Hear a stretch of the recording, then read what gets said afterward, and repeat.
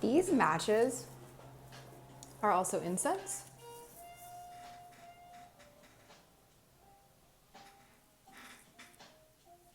And this is, ooh, Goddess of Egypt. All right. I like it. I don't have a good place to put this at the moment. Oh wait, yes I do.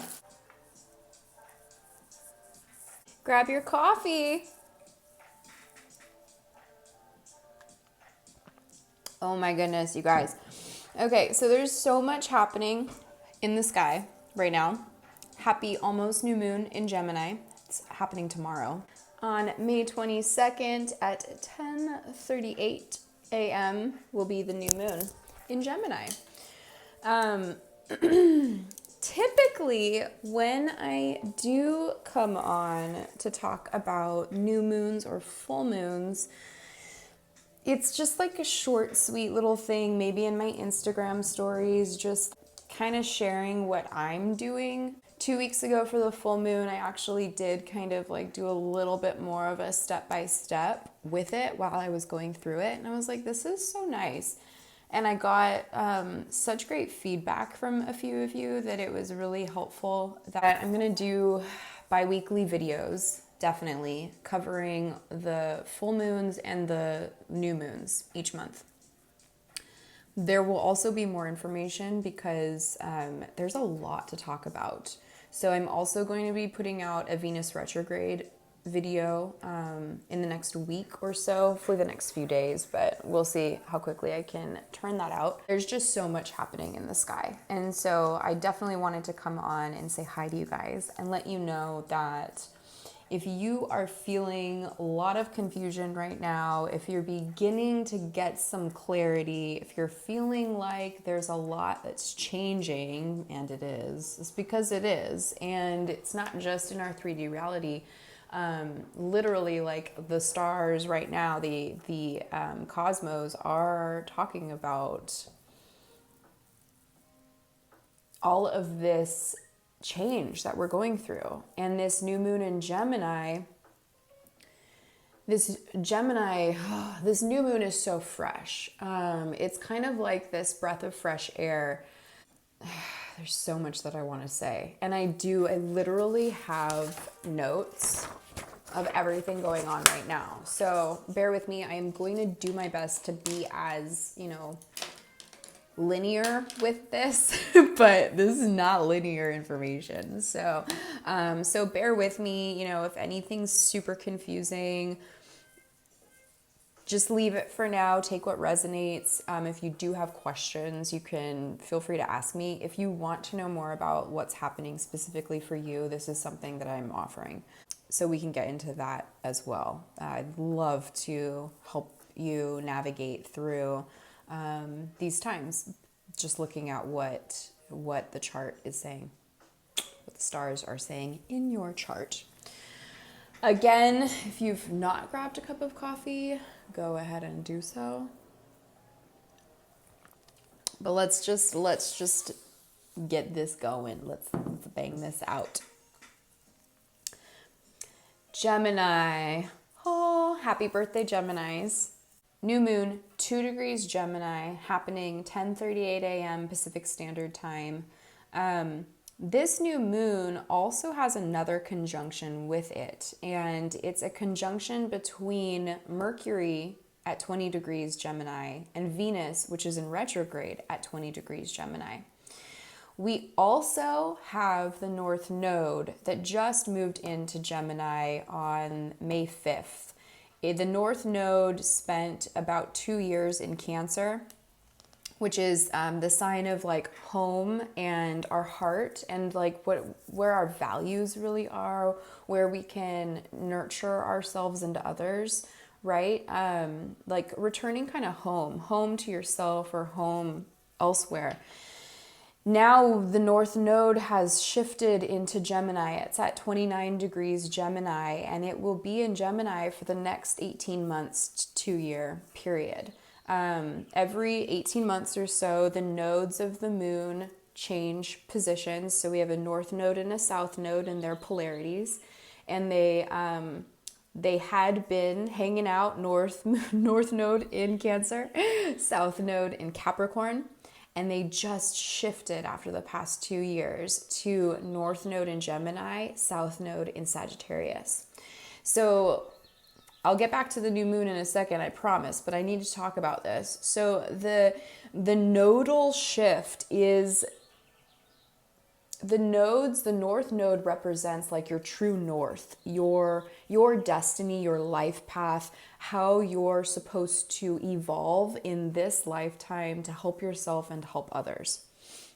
The south node is where we've been. These are very karmic, planetary, they're not planets, right? We're looking at the nodes of the moon, which I'm not going to even mention in this, and I'm not going to get into that right now. But think about the eclipses. When we have eclipses, we have 2 in a row, usually sometimes 3, with the, every other week with the moons moving from new moon to full moon or vice versa. And then 6 months later, we have another eclipse season, and then 6 months later we have another eclipse season. And so every time these eclipse seasons happen, they happen in a specific axis. And so we just went through 3 groupings of eclipses in the Capricorn Cancer axis, which is very earth and water elements, which is very feminine yin energy. Cancer, again, is about the home and hearth, and Capricorn is about structure, rules, authority, how we've been doing things, how you should do things. This is how it goes. I'm in charge, okay? We just moved from this very kind of like heavy energy too. You go home, you're home, you sit, you're comfy in your home. They're your roots dropping down. The Capricorn energy is earth and it's structure, and it's ruled by Saturn, which is like the authority figure. And I'm going to tell you what to do and you're going to do it whether you like it or not. There's a lot of like, but this is how it goes. So this heavy yin energy, and we've just moved into an axis with Gemini and Sagittarius where there is fire and air. And the whole theme with the Gemini Sagittarius axis is knowledge and truth. So now we've just moved into this. Well, literally what's happening right now is there's a stellium in Gemini. A stellium is when there are at least 3 to 4 planetary bodies all in one sign at the same time together. So we have it currently, right now, well, tomorrow when the new moon happens, we have the sun and the moon at 2 degrees Gemini. We have the Mercury and Venus conjunction at 20 degrees Gemini. We have the North Node at 29 degrees Gemini. And there are also, I think there's one or maybe 2 asteroids, but we're not going to get into asteroids in this at all, okay? I'm trying to like keep this as simple as possible, but there's a lot happening. So we're basically like going into this new moon tomorrow with like this Gemini party. Like everybody's hanging in Gemini. Gemini is a social butterfly, right? Gemini is a truth seeker. Gemini loves facts. Gemini loves information. Gemini is an intellectual. It's an air sign. Air signs rule thought and mental activity. So Geminis can think. They think. They actually, why is the word need? They count on their logic to solve things for them, right? And Sagittarius is also a truth seeker. Now they do it in different ways. Gemini loves conversation, communication. Gemini rules the 3rd house, which is communication, siblings, neighbors, immediate community, neighborhood.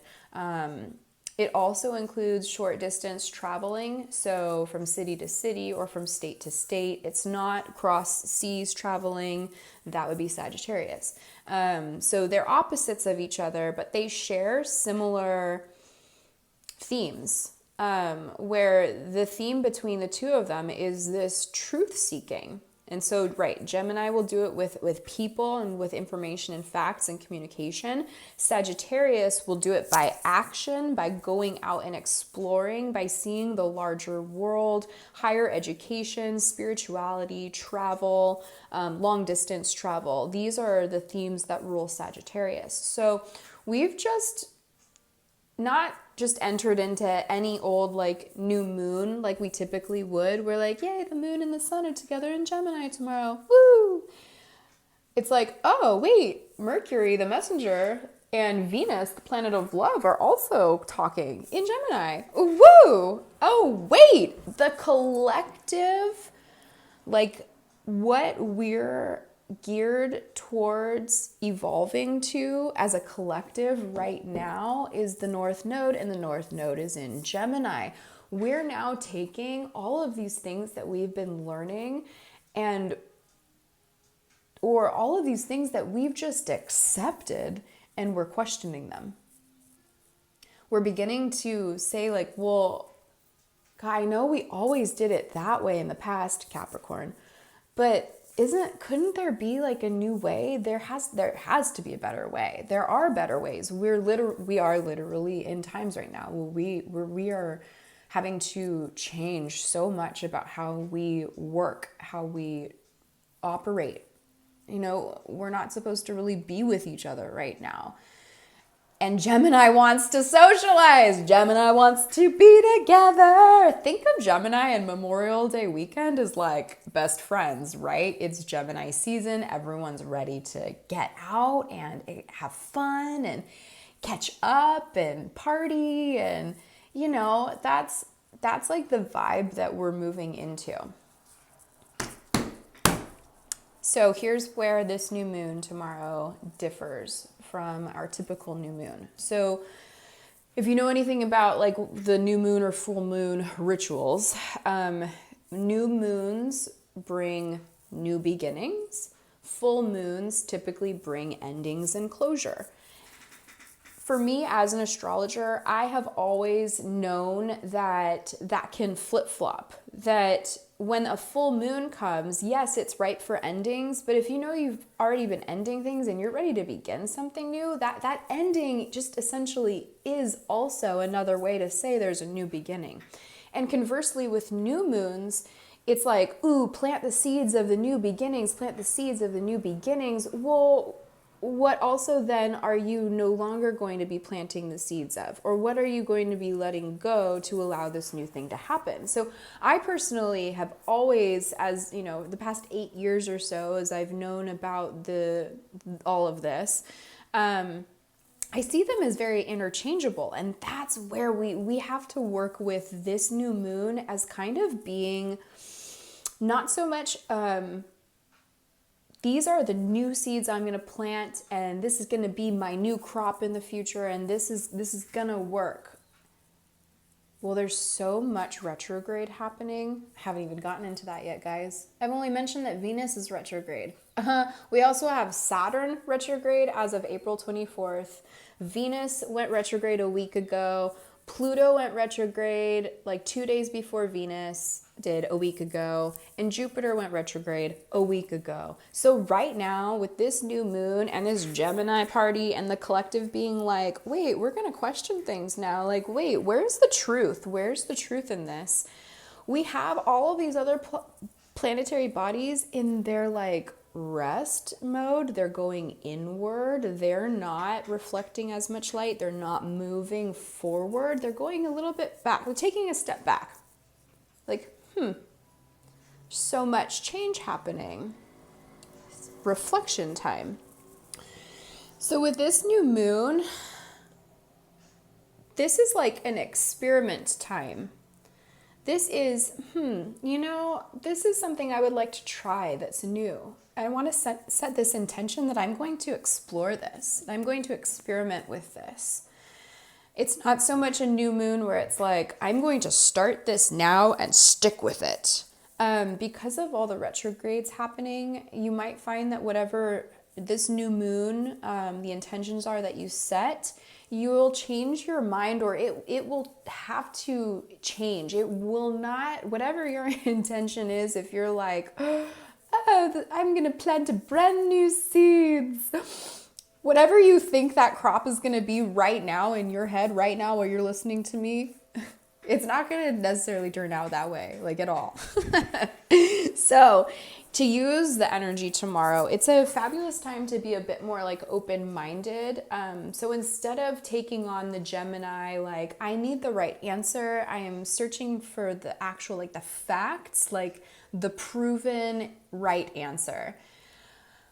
Instead of focusing so much on that, we're really going to focus on the part that Sagittarius brings into this equation, and that you're really allowed to explore. Knowing that whatever you go out and find is going to be your personal experience, which is going to create your personal truth.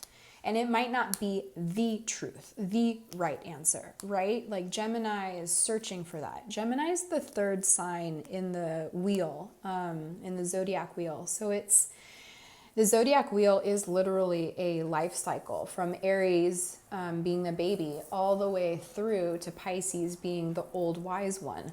And so Gemini is still pretty like, it doesn't have as much experience. It has some experience and it knows that it wants the truth, but it still is thinking kind of in a little bit more like black and white terms than Sagittarius. And I only mean the black and white terms,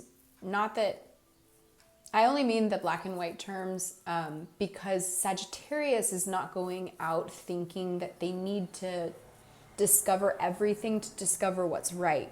They're going out to find what's right in their heart and in their soul, right? It's the ninth house. It's the spirituality house, the higher education, the long distance travel. There's a lot of courage. It's a fire sign. So it doesn't overthink things. It just does it. Fire acts. Fire just moves. Whereas air thinks. And that can be an issue that we're coming up against with this new moon, is that we might have a lot of mental chatter. We're going to feel this internal urge and push. Sorry, super loud. Coffee.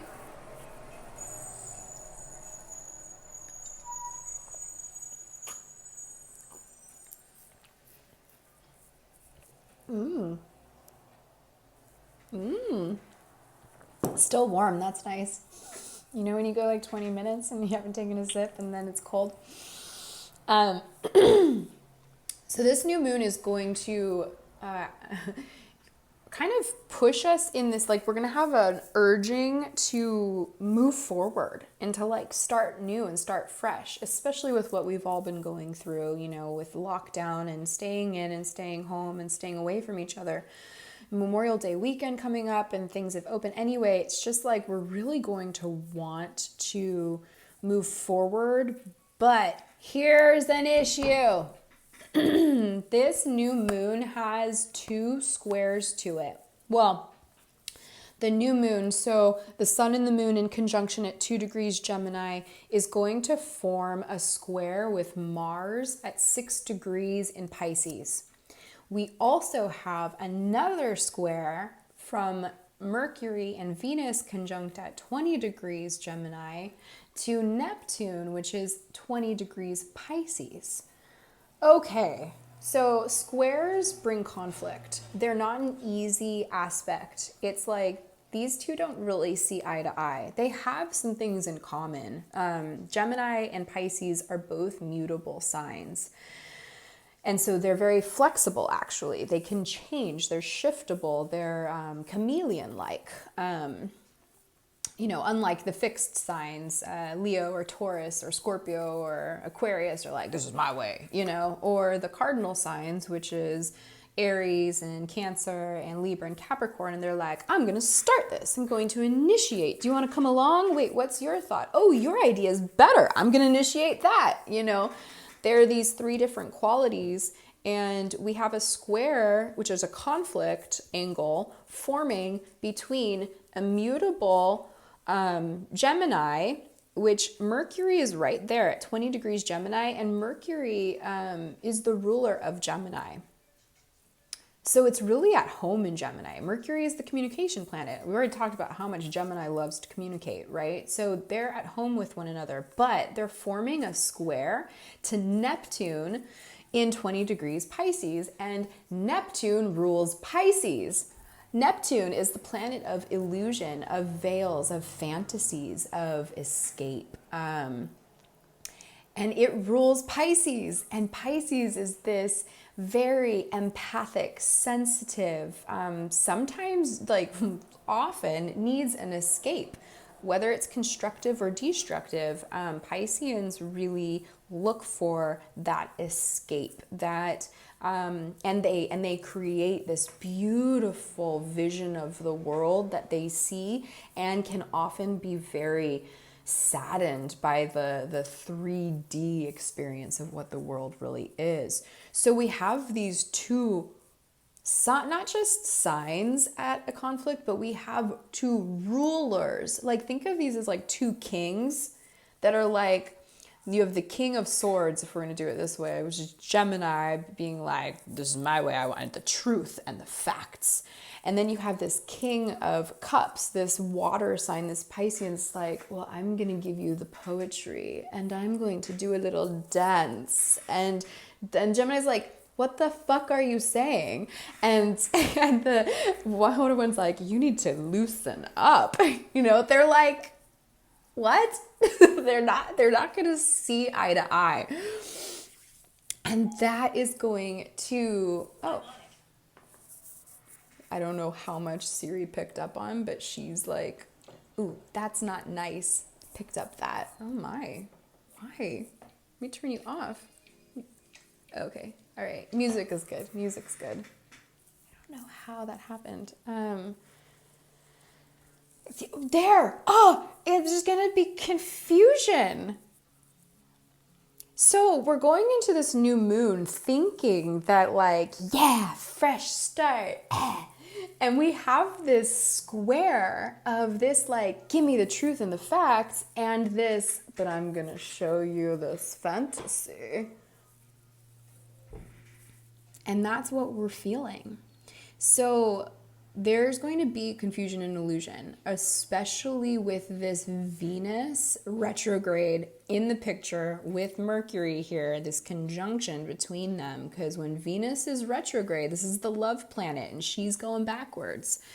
So love, communication, things about relationships, anything ruling money, beauty, aesthetics, you know, how you spend your money on self-care or beautifying the house or anything beautiful, because that's Venus. There are going to be illusions around your love life with this new moon. So keep that in mind. We have Neptune, this like, I'm going to tell you all the right things with this, you know, I'm going to like sing you a love song and make you fall in love with me.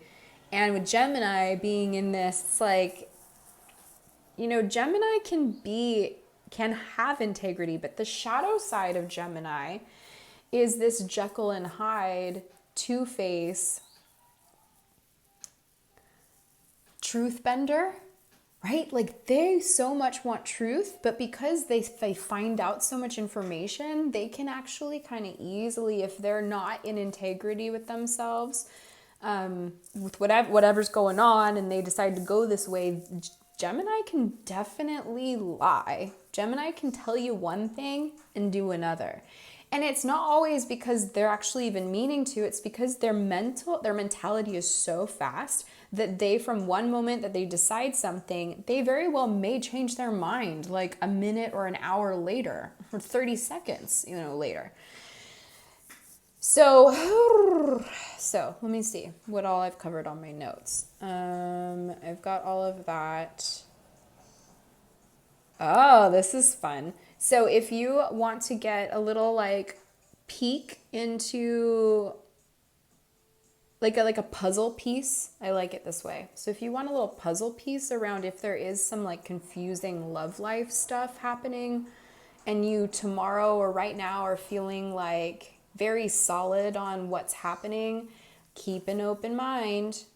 And I'm not saying that means anything good or bad has to happen. I'm just saying keep an open mind. What you think you want right now is not what you're going to want in a week or a month from now. Here's the puzzle piece. The last time that Venus went retrograde in Gemini was in June 2012. That was 8 years ago. So if you can go back and either through journals or photo albums or Facebook or something, if you can trace your life back to what was happening in May, June, especially June of 2012, there is whatever was happening then, especially around your love life. There's a possibility to either fall in that same kind of spiral again, if it didn't work out well, or there's a way to move forward with that. There's a way to do some healing around that. There's some way to do some changing around that.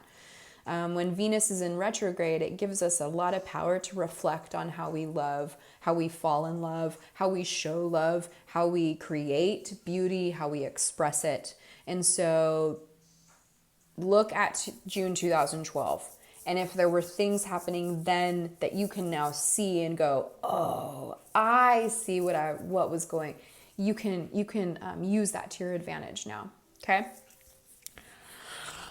Not a typical full moon because so much retrogrades and squares to Neptune. Instead of planting new seeds, we create to experience and experiment. Yeah, and Sagittarius can actually help us with that. So it's like the South Node skill sets that Sagittarius has brought us is that we can trust. We can trust in the universe, and we can trust in source. We can trust in life, and we can have faith. And that your personal truth is also just as important as the factual truth. Slow down, center yourself, relax your energy and trust. And I'll leave it with this way of looking at what this new moon is like. I heard this from an astrologer somewhere and I really enjoyed it. This new moon will feel much like trying to catch a butterfly. If you're frantic or you're like running to try and like get it to land on you, or you're trying to catch it in something, you're going to cause it to like fly anywhere but towards you.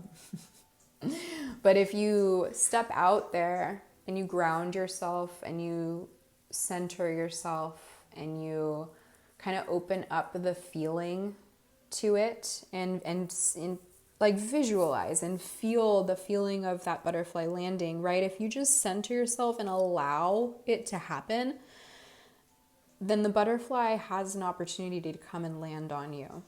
And so this new moon is like that. And so instead of feeling like you need to frantically try and get out there and make something happen, I know I've been struggling with that. This new moon is really actually going to urge us to just open our minds a bit more and explore a little bit and find what truth you're looking for. But to keep an open mind about what is happening right now in your current life, and to keep an open mind about what you're going to want to create, because a month from now at the new moon in Cancer on June 20th, the day before solstice, there will be a lot of good energy for us to actually like move some of these things forward. So continue to use your curiosity for your pursuit of truth. And if you really, really, really need to like get out and explore, but you're really also not feeling safe in the times like they are right now, again, moving into that Sagittarian mindset of, let me read a book. That's also going to be really nice for this. All the Pisces, the Mars and Neptune moving through Pisces right now, is they're also going to urge us to want to like escape or go to something new or something different, or there needs to be some mental stimulation. We need to learn new things. These are all very deep desires right now. So going in and reading books or going and watching movies can be actually really beneficial right now, because it gives you the ability to explore and escape or get out without necessarily putting yourself out in the mix with the people that are getting together, or your own personal safety is what is most important. So do whatever feels good for you this weekend, and try to just enjoy the mental stimulation that you are experiencing, and to just slow down with it, and keep an open mind. And I will see you guys later in another video. There will be a Venus retrograde video coming out, because there are some really cool things happening, and some moments that we can really gain some great clarity in the next month or so, while Venus is making her transit through the underworld. It's one way of phrasing it. But yeah. All right, guys. See you later. Have a great day.